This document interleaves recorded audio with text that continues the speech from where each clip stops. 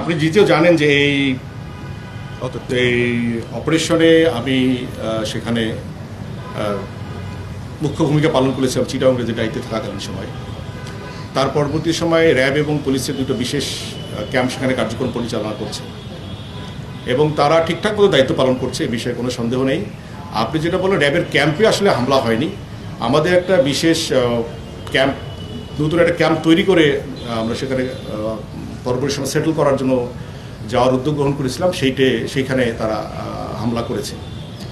ইয়াসিন বাহিনী আমাদের চেয়ে শক্তিশালী হয়েছে এটা ভাবার কোনো সুযোগ নাই।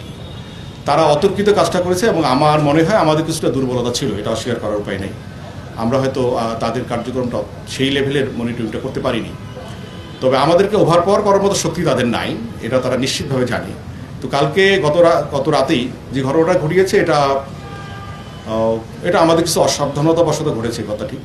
তবে তারা এখানে আসতে পারবে না, তাদের সে শক্তি নাই। তারা যেখানে থাকুক, যেভাবে থাকুক, তাদেরকে আমরা উচ্ছেদ করবো। এবং এই পর্যন্ত প্রায় 30 জন অ্যারেস্ট রয়েছে, গ্রেপ্তার রয়েছে এই সংক্রান্তে।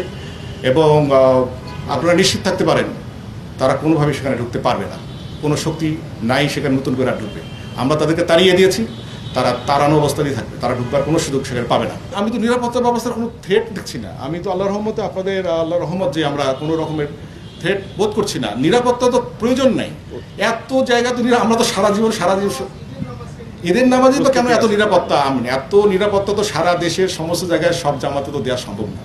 আমরা আমাদের র্যাব সহ পুলিশের যারা বিভিন্ন কাজ করছেন তাদের সীমিত সামর্থ্য অনুযায়ী সব জায়গায় চেষ্টা করছেন। আমাদের সারা বাংলাদেশের সমস্ত ঈদের জামাতে তো নিরাপত্তা ব্যবস্থা দেওয়া সম্ভব না, বাট আমরা মনে করি যে নিরাপদ অবস্থায় আমরা বাস করছি, একটা সুন্দর নিরাপত্তা অবস্থার মধ্যে বাস করছি। বাট যে সমস্ত জায়গায় যদি মনে হয় আমাদের যে এখানে জনসমাবেশ বেশি একটু আমাদের জন্য থ্রেট রয়েছে, সেখানে আমাদের ব্যবস্থা থাকবে।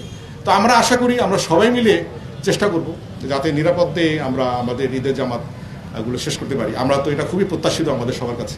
সবসময় যেমন শুনে আসছেন স্বাভাবিক এখনো স্বাভাবিক অবস্থা আছে,